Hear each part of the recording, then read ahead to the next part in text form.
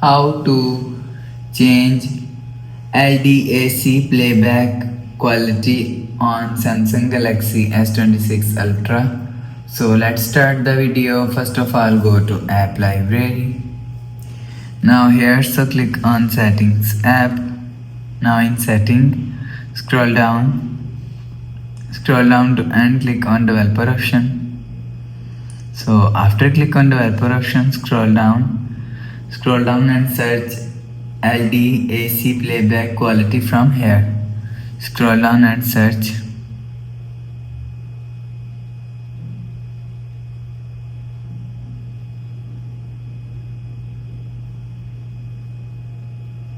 You will see Bluetooth audio LDAC code playback quality is here. So if you want to change this feature, so turn off and turn on this button.